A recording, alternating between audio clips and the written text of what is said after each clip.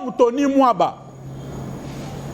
Kaboun na Kabouya ba côté là mon Veridos, na mon EPST. Ya Tenafep. Il faut boire ma banga.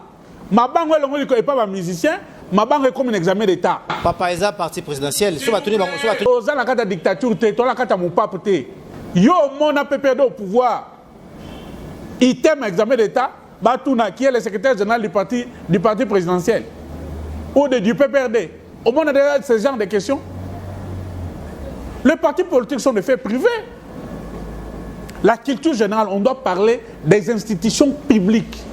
On doit parler des animateurs, ceux qui ont travaillé pour l'émancipation de notre culture, ceux qui ont travaillé pour vendre l'image à Bukanabiso.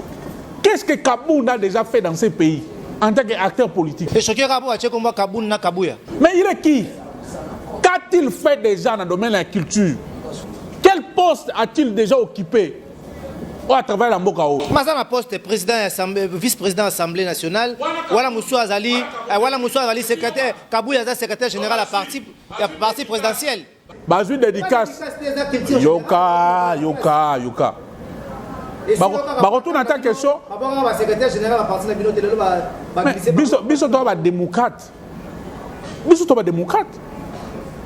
Moi j'ai toujours été tolérant, j'étais toujours cohérent. Ce qui a été Etienne Tshisekedi. Parce qu'il y a comment au moins Premier ministre Mbokao. Papa Etienne. On peut comprendre. Etienne Tshisekedi a été Premier ministre. Attends ça là 2 jours. Attends ça là 1 jour. S'il vous plaît. On peut comprendre.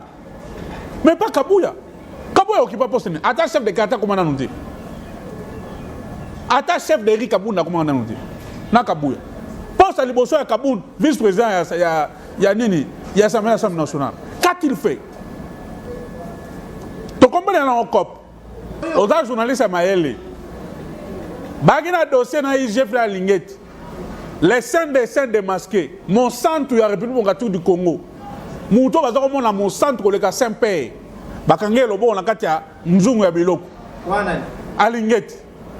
Comme il y a tout le monde, Tony Mwaba, même si il n'y a président de parti politique. Kabou yana Kaboun. Non, c'est un problème familial. Si on a un problème familial, tout le monde est plus satisfait de ministre Tony Mwaba. Mais pour remercier le parti politique dans Bango, Libanga na item. Et ça, le biso passe. Dans Mboko, il y a des historiens, il y a des mathématiciens, il y a des hommes politiques, il y a Makassi, il y a des faits importants. Oh, il faut pas rappeler Batou. Et ça, et surtout qu'ils n'ont encore rien fait sur le plan politique dans Mbokao. 2 autres condamnés Aktuana. Je condamne. Ministre APSP.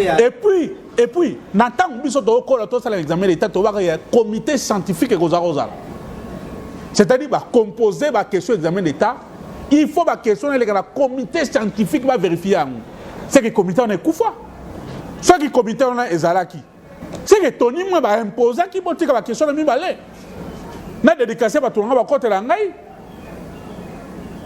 Nous sommes dans quel pays? Nous sommes dans quel pays? Bokolobela Lumumba te. Bokolobela Mouzé te, le soldat du peuple. Bokolobela Kasavubu te. Bokolobela Mamadou Ndala te. Bokolobela Joseph Kabila te. L'homme de l'alternance a fait 6 pouvoirs, a fait 6 discours, a fait 6 matières. Bokolobela te. Bokolobela te. Bokolobela Kabouya na Kaboun. Tu comprends, ne? Et ça style na bango mabanga. Mabanga est le parlement debout, au Babo Karabango, et comme il a item. Koka moité. Ah, il est déjà dans la 6e des humanités et qu'il est dans l'université. Au moins, le professeur Moura a droit à aller. Question à Kaboun Nakat. Question à Kaboun Nakat. Au Roman, déjà, il y a item et qu'il est dans l'université. C'est dangereux. Tout le monde batoyer de pêche dans la majorité présidentielle, na une saké en garde. C'est là les informations aujourd'hui. Item ya moi si wana comme on est mon laki. Élève wana. Toyo qui a recevoir ba menace ya makasi. Oh, tika boy. Kasi gol. Oui. Awa, comme moi, si on a un négociation, moi, c'est mon ami. L'objet qui a joué examen d'état. Tu vois que l'IDP, c'est celle qui a joué examen d'état. Pourquoi on a menacé? Pourquoi on a menacé? Est-ce qu'il y a une photo? Est-ce que moi, la quelle ça un téléphone n'a raté examen d'état? Bah, quoi, t'as raté? Donc, c'est le surveillant. Non, attends, surveillant à Kangi. Surveillant dans un Congolais. Voilà l'exception pour Zobo, on va checker. Mais c'est normal. C'est normal. C'est normal.